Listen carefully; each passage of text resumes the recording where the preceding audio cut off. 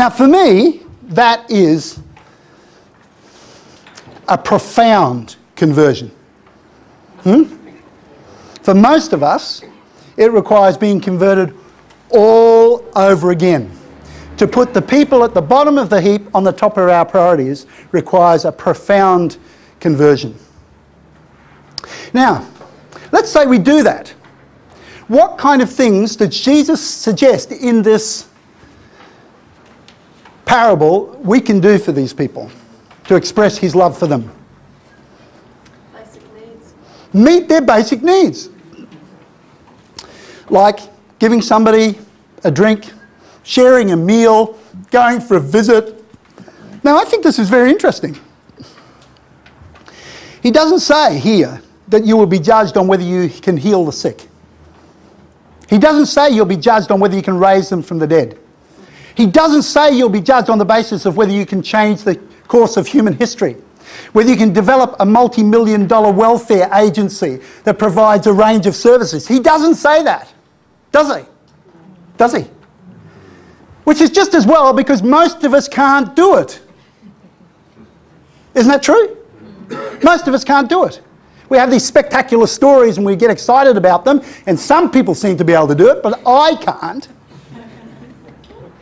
The good news is, in the story is that we're only going to be judged on the basis of what we can do.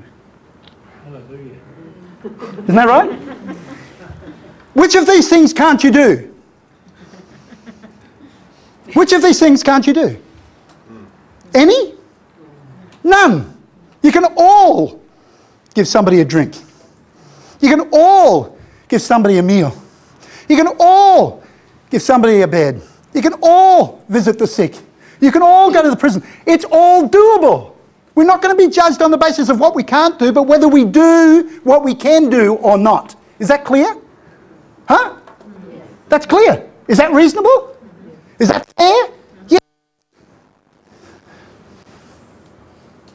Now, what I'd like to look at is 5 different ways that Jesus tried to meet people's basic needs.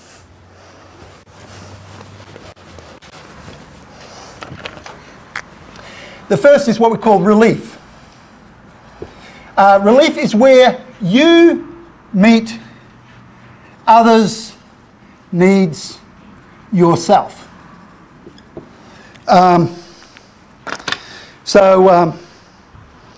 The classic example is the feeding of the 4,000, 5,000. The people are hungry. Jesus turns to the disciples and says, "Why don't you give them something to eat?" They freak out and say, "What?" But Jesus seemed to have this expectation that we should be able to meet people's needs out of our own resources. They're feeling so inadequate they don't do anything.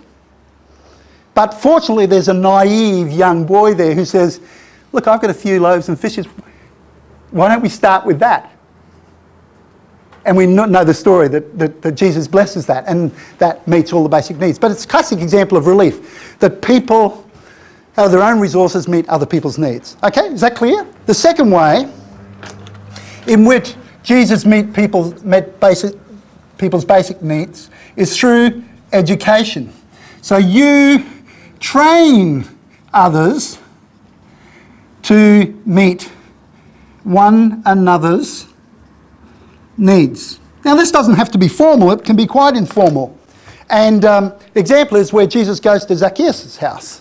They have a sit down for a meal together, and as a result of this conversation, Zacchaeus says, "I'm prepared to sell what I've got, give half of what I have to the poor, and pay those that I've ripped off 4 times what I've taken from them." And by the way, what does Jesus say to him at that point? Interesting, isn't it? Salvation has come to your house. Yes. The third way Jesus tried to meet people's needs is through confrontation, where you confront others who do not meet others' needs. the classic example of Jesus going into the temple, where the people are selling sacrifices at inflated prices. In fact, the people that he actually has a go at are the people who sell what? Doves. Yeah, and when Jesus went to the temple as a kid with his mum and dad, what did they buy? Doves. It's very interesting. I think he remembered. These people who didn't help the poor but exploited the poor. Jesus was mad about that. And he confronted them publicly. Right? The fourth way that Jesus tried to help people meet their basic needs was through what I call formation, or where you develop or form a model of self-help to meet people's basic needs. The classic example of that in the Gospels is the common purse. The common purse was as Laurie will tell you, is a finance co-op. You know, where people put in what they can afford and take out what they need. That's where Mark's got the whole idea from. Anyway, we won't go down that track. But what you've got here is a model of self-help, where you're actually modelling a way of people saving, providing ways of supporting each other through difficult times, right? And Jesus models that with his disciples. Is that clear? The fifth way that Jesus helped people was through what I call transformation, where people take on that model as a community and make it their own. Is that clear? In Acts 2 and Acts 4, when the Spirit comes, when there's renewal, when there's revival, there's the energy and enthusiasm and interest in taking that model of the common purse that the disciples had and making it a way of life for the early Christian community. Isn't that what happens in Acts 2 and 4? No one says what they have is their own, but whenever there's a need, they're prepared to sell it and share it so that, and this is one of the most amazing phrases in the whole of human literature, there was not one person in need in their community. That's there in the text. Check it out. That's incredible. Right? This is why the Spirit has come, to bring about this kind of change in society, so people's basic needs are met. Is that clear? Okay. I have a question to ask. In fact, I've got a couple of questions to ask. The first is, which do you think is the most important strategy for meeting people's basic needs? Just think about it for a moment.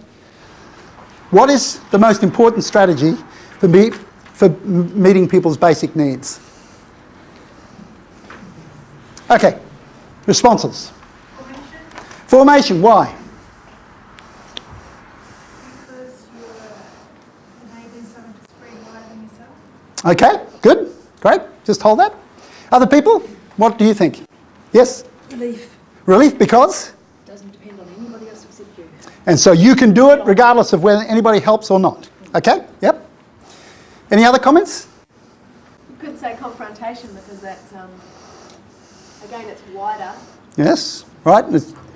And it's challenging the forces in society that are working against people, manipulation, exploitation, oppression. Yep.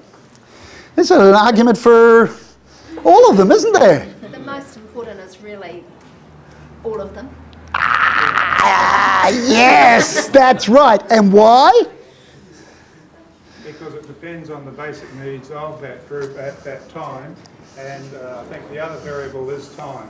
That's right. Okay, we'll get to that in a minute. Okay, so all of these are important, right? If they weren't all important, Jesus wouldn't have practiced them. The critical issue is which one is appropriate at a particular time. If a person is in trouble, they're homeless, we may need to confront the people in public housing about not providing resources for them. But at that moment, relief, in fact, may be the most immediate need. They need a place to stay, right? At another time, we may have actually housed somebody in public housing and they've just wasted all their money gambling. And so they've got no money to pay the rent, right? So maybe what's most appropriate at that time is not relief or confrontation, but education, training them to budget, right? Is that clear? All right. So all of them are equally important, and the real challenge is to be spiritually sensitive to which strategy is appropriate to meet the basic need at that time. Is that clear? Okay. Now, here comes the big question. Now, it's very, very important you don't answer this straight away, right? The big question is, which of these strategies do you think Christian groups and organisations use most, and which ones do you think they use least? Okay. Which one do you think they tend to use most? 3. 3, do you think so? Probably. No.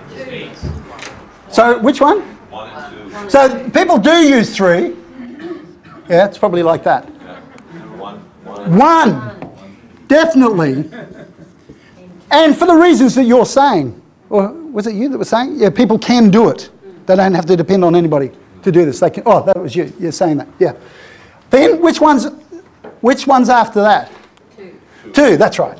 Yeah, I think there's no doubt that they are the majority of the ones that we use, and we use that a bit. And maybe we try at this. And any time this happens, we call it revival. You know, just yeah, it's a big surprise to everybody. You know, we pray for it all the time, and when it happens, it takes us by surprise because it's so rare. Is that fair enough? Now, that's very interesting. Now, okay, there used to be a guy by the name of Julius Sumner Miller. Did anybody used to see his programs? The program was called Why Is It So? So he put up an issue and he'd say to people, why is it so? You may not have seen the program, but you are in it. And the question is, why is it so?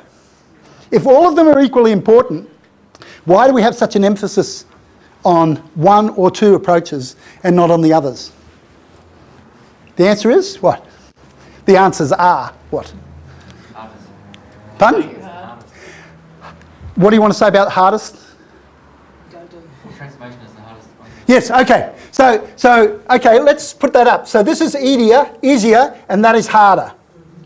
What else? We want to give education because it puts it back on other people's heads. Okay. So that's a bit easier than having to do it ourselves. Lets us off the hook. Lets us off the hook a bit. Okay. So that makes that easier up that end, harder down there. What other things? I think relief can make you feel good. Okay. Yeah, so we feel good. There's tends to be immediate returns, and this is kind of feeling not so good often. And there's not usually immediate returns. What else? What about the level of personal engagement? Yes, tell me. What's the difference? So I can go and give someone a food parcel and never see them again. That's right. I feel I've helped them. But if we're getting down to 5, I might be dealing with someone for, 3 years. That's exactly right. That's part of my life. This is a quick fix. This is a slow process. This just depends on us, and this depends on others.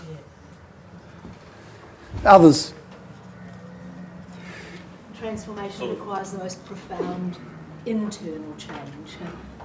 That's right. So this is more external, and this is more internal. Yep. In transformation, you're making yourself vulnerable, whereas in the relief, there's no risk. And I think this is the core issue. The core issue is in the strategy. Starting at the top, we're in total control. We decide what we give, when we give, how we give it. And if people don't treat us right, we don't give anymore. Because we are in control. We are in charge. Right? We are invulnerable. Each of those processes requires a greater degree of vulnerability where we share control. In education, we can challenge people, but they can challenge us in return. They can ask us questions. When we come to confrontation, we are taking on the powers that can kill us. Right? When we're getting into model formation, the pressure is not on anybody but us to